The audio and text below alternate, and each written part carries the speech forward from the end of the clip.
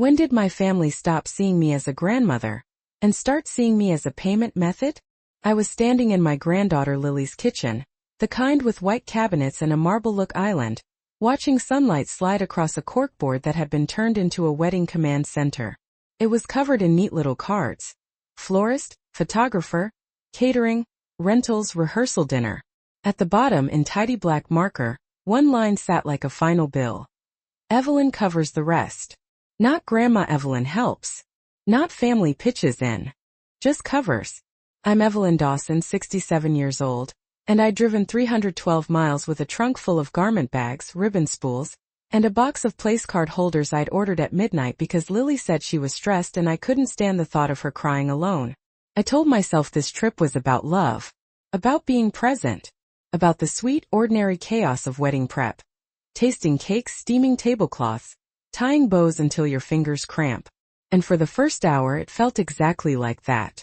Lily came down the stairs in socks with little embroidered hearts, hair in a messy bun, and she hugged me so tight I smelled her shampoo. "Grandma, I'm so glad you're here," she whispered, and my whole chest softened. Caitlin, my daughter-in-law, barely looked up from her laptop at the kitchen table. "Good, you made it," she said, like I was a delivery service arriving on time. Her voice was bright, practiced, the kind that can sound sweet while making you feel small. Mark, my son, was by the sink rinsing coffee mugs, eyes tired, shoulders tense, and he smiled at me the way someone smiles when they're hoping you won't ask questions. "Mom," he said, quick and quiet, as if my name was something fragile.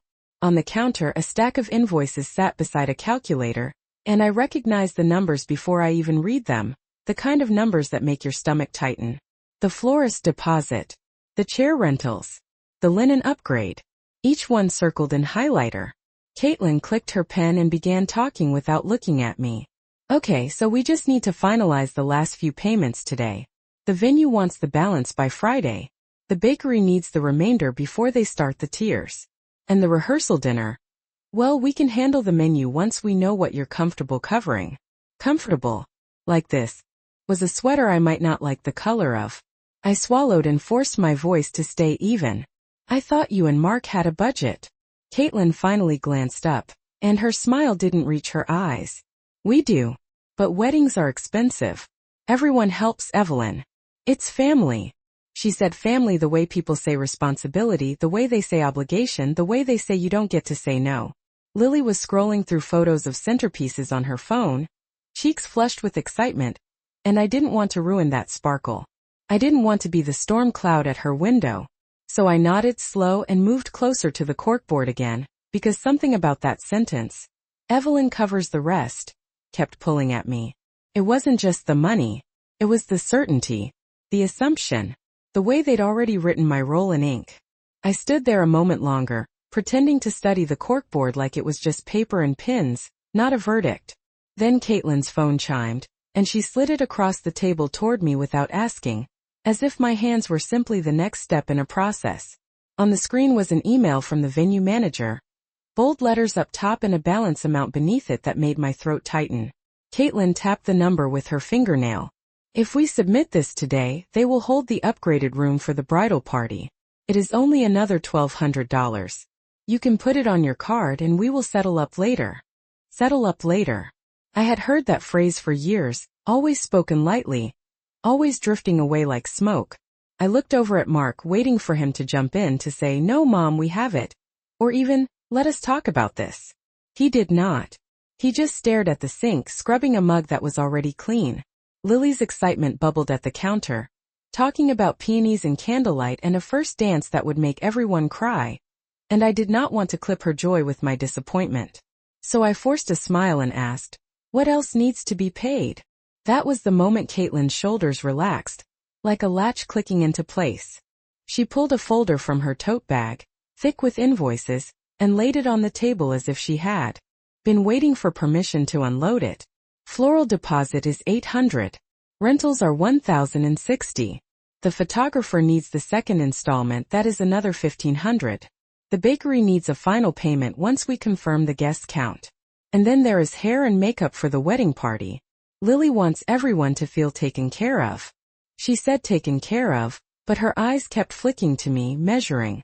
And of course, she added, voice syrupy, the rehearsal dinner is tradition. Mark and I are stretched thin. Lily is doing so much. I know you understand. Understand. As if I was the only adult in the room. As if I was the family fund. My fingers brushed the edge of the calculator, and I felt a strange calm settle over me. The kind that arrives when something painful becomes clear. How much is the rehearsal dinner? I asked. Caitlin did not miss a beat. We are looking at about $35 to $40 per person, depending on the menu. Around 60 people. Plus tax and gratuity. And we still need to cover the cake cutting fee, the service staff, and the room rental. But do not worry. We will keep it reasonable. Reasonable. Like my savings was a bottomless lake. I caught my reflection in the dark window above the sink.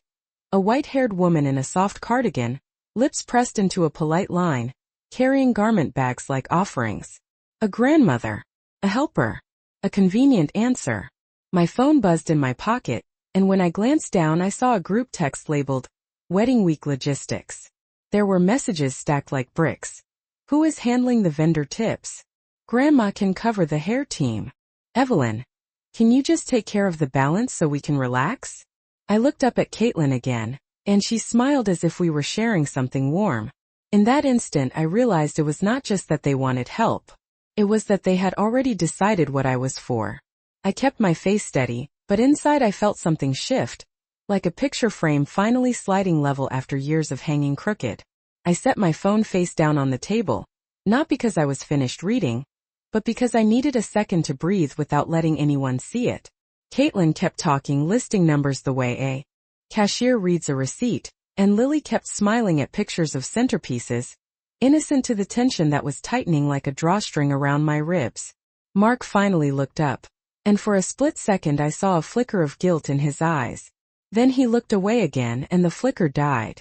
I just want Lily to have everything she deserves, Caitlin said, and she said it like a vow. I nodded because I did want that. I wanted my granddaughter to feel cherished.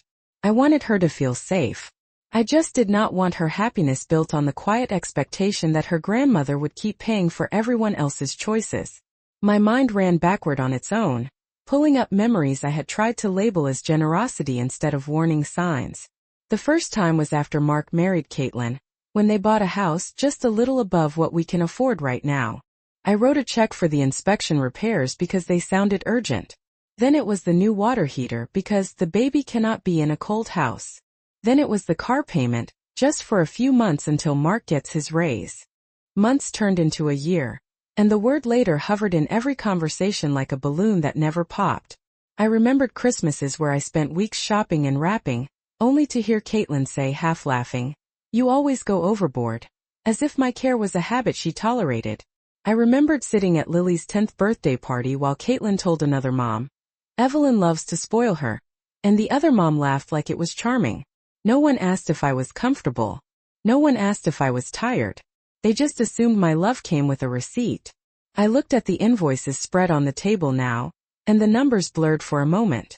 Not because I could not afford them, but because I could see the pattern behind them, the invisible math of my place in this family. I was useful when I paid. I was background when I did not. Lily finally glanced up from her phone and noticed my stillness. "Grandma, are you okay?" she asked, voice soft, and her concern was real enough to sting. I met her eyes and forced warmth into my smile. "I am fine, honey. I am just thinking." Caitlin immediately leaned forward, sweetness sharp as a pin. "It is a lot, I know. But you are so good at handling things. That is why we all rely on you." Rely on you. The words landed like a compliment, but they carried weight, and I felt it press down on my shoulders. I thought about the corkboard again, about that line in marker, and I realized something else that made my stomach go cold.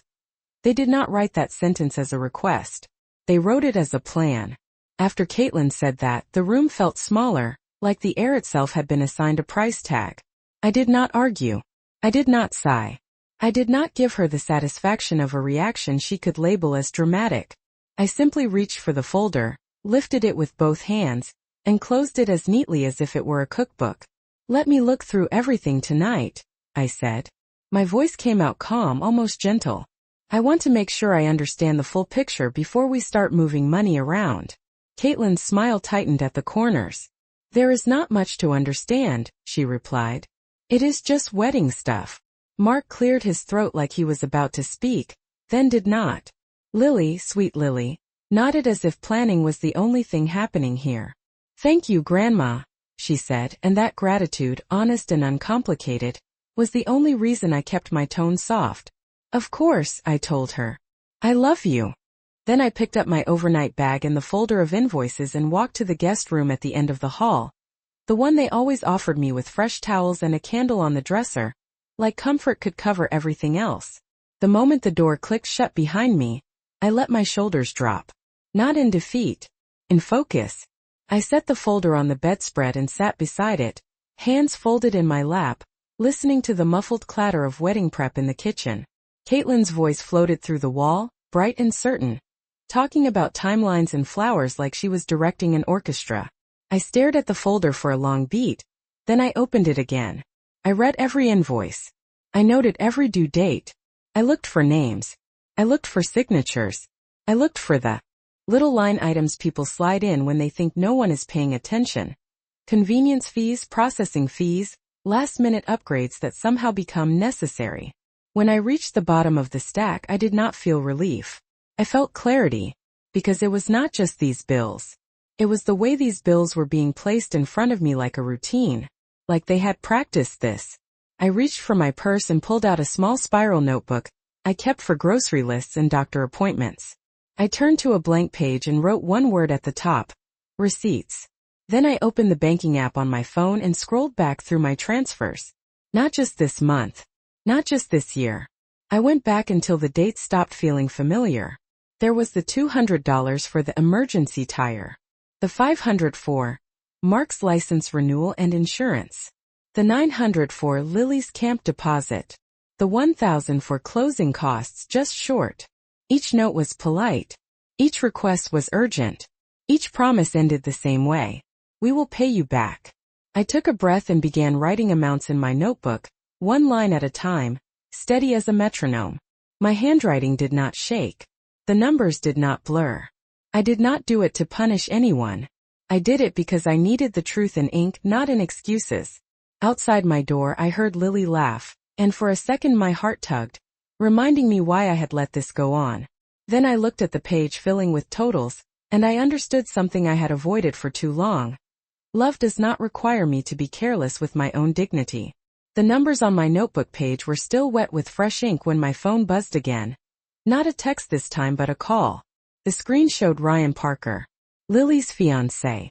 I hesitated because in my head he was still the polite young man who held doors and called me ma'am the first time we met, as if respect was something he had been taught, not something he performed. I answered quietly, "Hello, Ryan." His voice came low and careful, like he was standing in a hallway trying not to be overheard. "Mrs. Dawson, I am sorry to call you so late. I did not know who else to talk to." That sentence alone made my stomach tighten because people do not call you like that when everything is fine. "Are you all right?" I asked. "Is Lily all right?" "Lily is okay," he said quickly. "She is excited. She is just stressed. But that is not why I am calling." I sat on the edge of the bed and stared at the closed door, listening for footsteps in the hall. "Then tell me," I said. There was a pause, and then he exhaled like he had been holding his breath all day. "I heard Caitlin on the phone with the venue," he began. "I was in the garage looking for the extension cord for the string lights and the door was cracked.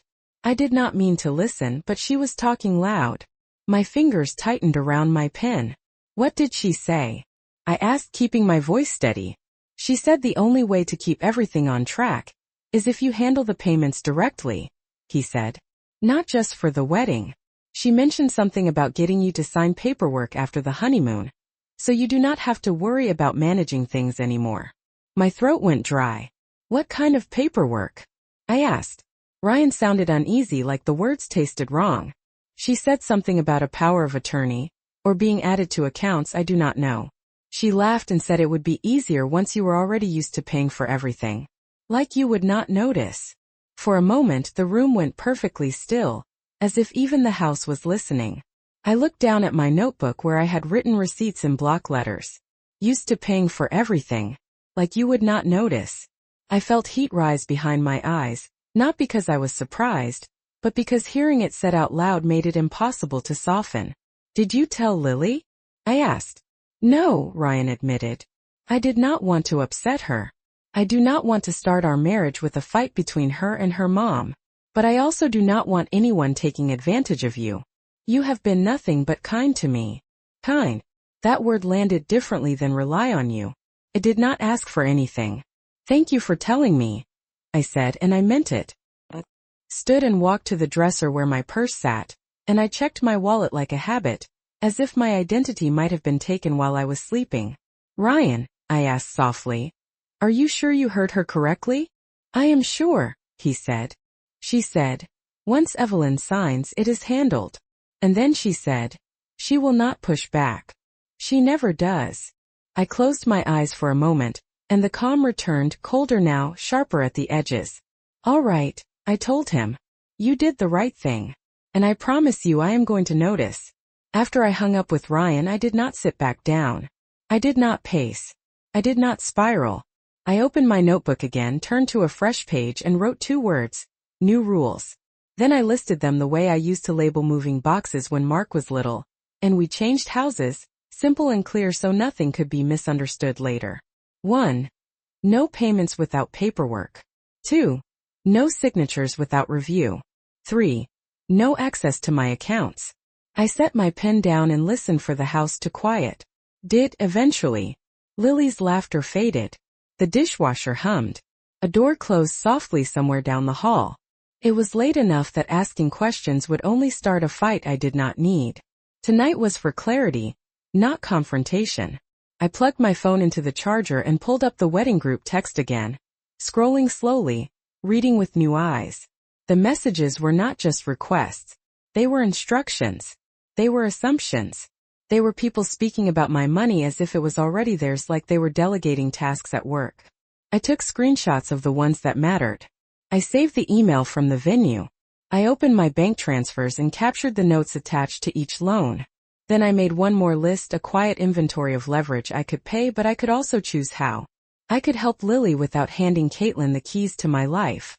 The next morning I woke before anyone else. I did not make noise. I dressed in jeans and a soft sweater, brushed my hair, and went to the kitchen. The corkboard was still there, the marker still bold. I did not rip it down. I did not cross anything out. I made coffee and waited because calm is easier to hold when you have time to settle into it. Caitlin came in first, already in motion, phone in hand, hair clipped back, expression tight with wedding week urgency. Good, you are up, she said, like my wakefulness belonged to her schedule. We need to knock out payments early so we can focus on decor. I took a sip of coffee and let the warmth steady my throat. I can talk about payments, I said. Caitlin's eyes brightened, eager. Perfect, she replied, sliding her laptop onto the table. I already pulled up the links. You can just use your card. I held up one finger, polite as a librarian. Not links, I said. Contracts. Her smile faltered. What? I want to see the agreements, I continued, voice even. Vendor contracts, cancellation policies, total balances, and exactly whose name is on each one. If I am paying, I am not doing it through random links. I am paying through proper invoices. And if anything is in your name, then you will be the one signing and paying. Caitlin's cheeks flushed. Evelyn, do you not trust me? She asked, the sweetness gone sharp. I met her eyes and did not blink. This is not about trust, I said. This is about clarity. I am happy to support Lily. I am not interested in being managed. Behind her, Mark walked in and froze, sensing the change in the air. Lily followed, rubbing sleep from her eyes, and smiled at me. I smiled back, warm for her, steady for the rest. Grandma, she said softly. What is going on? I reached across the table and gently covered her hand with mine. Nothing scary, I told her. Just grown-up details. And from now on I will handle them the right way. The kitchen went quiet in that way that is not peaceful but watchful. Caitlin's fingers hovered over her laptop trackpad like she was deciding whether to click or claw. You are making this harder than it needs to be, she said, and her voice had that tight, Smiling edge people use when they want you to feel guilty for asking basic questions. It is wedding week. We do not have time for paperwork drama. Mark shifted his weight behind her, hands in his pockets, eyes darting between us as if he could find a safe exit. Lily's smile faded into a puzzled line and she glanced at her mom, then at me, as if she was trying to translate adult tension into something she could understand. I kept my hand on Lily's, steady and warm. "This is not drama," I said. "This is how I do things now." Caitlin let out a short laugh that did not sound amused. "Now," she repeated. "What is that supposed to mean?" "It means I will not pay anything I cannot read," I answered. "And I will not sign anything I did not choose." The word sign landed, and I saw a flicker in Caitlin's eyes, quick as a shadow. It was there and gone, but it told me I was standing in the exact spot she did not want me to stand. She leaned forward, voice dropping, as if she was doing me a favor by speaking softly. "Evelyn, you are overthinking. You always do this when you feel out of control. This is supposed to be a happy time." There it was. Not a request. A diagnosis. A way to make my boundaries sound like a symptom. Mark opened his mouth finally. "Mom, maybe we can just—" "Mark," Caitlin cut in, not even looking at him. "We do not need a lecture on financial procedures right now." Lily's cheeks flushed. "Mom, why are you talking to Grandma like that?" she asked, and her voice trembled just enough to make my heart pinch. Caitlin turned to her with instant softness, a practice switch. "Honey, I am not. I am just trying to keep things organized. Your grandmother gets anxious about money, and I am trying to protect her from stress." Protect me. The word felt almost funny because it was the same word people use when they are reaching for your purse. I kept my expression calm, but my spine straightened. "I am not anxious," I said. "I am attentive." I reached for the folder Caitlin had brought out the day before, the one she thought I would not open unless she guided me through it. I flipped it open to the first invoice and tapped the header. "For example," I continued, "this one is addressed to you, Caitlin. If it is in your name, then you handle it. If you want me to contribute, I will contribute the proper way, directly to the vendor after I see the contract. That is fair." Caitlin's face hardened. "So you are refusing to help," she said, louder now, like she wanted the sentence to echo down the hall and recruit witnesses. "I am choosing how I help," I replied, and my voice did not rise to meet hers. "There is a difference." Lily's eyes widened, and she looked at me like she was seeing a new shape of me. Something steadier than the version everyone had gotten used to. Mark swallowed, Adam's apple bobbing, and he stared at the floor. Caitlin snapped her laptop closed with a sharp click and stood up. "Fine," she said. "If you want to act like this, we will find another way." She grabbed her phone, already typing, already moving. And as she walked out of the kitchen, I caught one line of what she muttered under her breath, not quite to herself, not quite to anyone else. "We will have to handle her." After Caitlin left the kitchen, the silence she left behind did not feel empty. It felt arranged, like furniture pushed into place for the next scene. Mark rubbed a hand over his face and let out a breath that sounded more like surrender than frustration. "Mom," he began, voice low, "can we not do this right now?" Lily stood frozen near the island, one hand still on her phone, the other twisting the hem of her sweatshirt. She looked between me and her father, confused and suddenly afraid that her wedding was turning into a family fracture. I softened my gaze for her. "Lily," I said, "your wedding is still your wedding. Nothing I am doing is meant to hurt you." "Then why is Mom mad?" she asked, and her voice cracked on the word mad. Mark finally looked up at me, and I saw something I had not seen in a long time: worry. Not worry for me. Worry about losing control of a plan that had been running smoothly. "She is just stressed," he said quickly, as if labeling it would shrink it. "She is trying to keep things on track." On track. The phrase felt familiar now, the same way the word later had always floated in the air. I nodded once and gathered the folder and my notebook, stacking them neatly like I was closing a meeting. "I am going to take a walk," I said. "I need some air." Outside. The morning was bright and crisp, the kind of suburban quiet that makes you think everything is fine. I walked 2 blocks, then turned onto a side street where no one would wave at me and ask about flowers. I sat on a bench near a little pocket park and opened my phone again. I did not call anyone. I did not rant to a friend. I pulled up something practical. My financial documents app and the secure folder where I kept copies of everything important. My will. My trust paperwork. The deed to my home.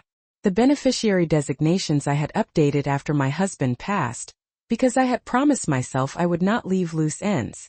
I stared at the file names for a long time, remembering how careful I had been, how I had insisted on everything being clean and clear, because I had watched other widows get pressured and helped right out of their own choices. Back then I thought I was preparing for strangers. I did not realize I was preparing for family. My phone buzzed. A text from Caitlin, short and sharp. We need to meet with the venue manager this afternoon. Bring your identification and your checkbook. It will be easier if you are there. My stomach tightened at the words identification and easier, because those were the exact kind of words people use when they are trying to slide you into a signature. I did not respond. Instead, I opened my notebook to the page labeled New Rules and read them again. No signatures without review. No access to my accounts. Then I did one more thing, something I should have done years ago. I opened my banking app and set up alerts for any account changes, any new linked users, any unusual transfers. I turned on two-factor authentication everywhere I could. Quiet moves. Simple moves. The kind no one notices until they try something and it does not work. When I walked back to the house, I did not feel shaky. I felt prepared. And I realized the most important truth of all. If Caitlin was saying, we will have to handle her, then I needed to make sure the only person handling me was me. The next morning the tension was still there, but it felt different. Caitlin was quieter, her words sharper. But there was something behind them that made her look less certain. The phone call I had been expecting came at exactly noon. It was from the venue manager, who apologized for the delay but confirmed that my name was now on the paperwork for the wedding. Everything is all set for the final payment, he said. We are just waiting on the final confirmation for the rehearsal dinner. Is Evelyn Dawson still handling that? Or will there be changes? I held the phone to my ear, listening to the faint click of the line as I processed the question. I could feel the weight of every decision I had made, from the quiet movements in my banking app to the words I had spoken to Caitlin the night before. I will handle it, I said firmly. But I will need all the invoices and contracts to be sent to me first. I want everything in writing. The manager hesitated for just a second, and then confirmed that the documents would be sent right away. I hung up and placed the phone on the table, staring at it for a long time. I had not expected things to settle this quickly. There had been no argument, no shouting match. Instead, there was a kind of stillness like the air before a storm breaks. The change had come not from confrontation, but from clarity, from setting boundaries that no one could ignore. I glanced over at Lily, who had just walked into the room, her eyes wide with uncertainty. Grandma, she asked softly, are we okay? I stood up and smiled at her, my heart swelling with the simple joy of seeing her, the joy that had brought me to this point. We are better than okay, I told her. Everything will be just fine. Mark came into the kitchen then, looking between the two of us, still unsure of where the tension had gone. But when he saw the way Lily smiled at me, the way I smiled back at her, something seemed to click in his mind. He nodded once and walked out, and I felt the shift in the air around me. It was not a victory that felt loud or dramatic. It was quiet. It was real. It was a peace that had been hard-earned, but it was mine. Later that day when Caitlin came to me, her steps hesitant, her face softer than it had been in days, I could see the weight of everything she had been holding. Evelyn, she said quietly, I am sorry. I shouldn't have pushed so hard. I did not need to say much. I simply nodded. It's all right, I told her. But from now on we do things differently. We take care of each other the right way. There was no need for anything more. The shift had already happened, and as the evening light filled the house, I could feel the last of the tension slip away, replaced by something steadier, something stronger. For the first time in a long time, I felt like I was truly in control of my life. And that, in itself, was the greatest gift I could give to myself and to my family.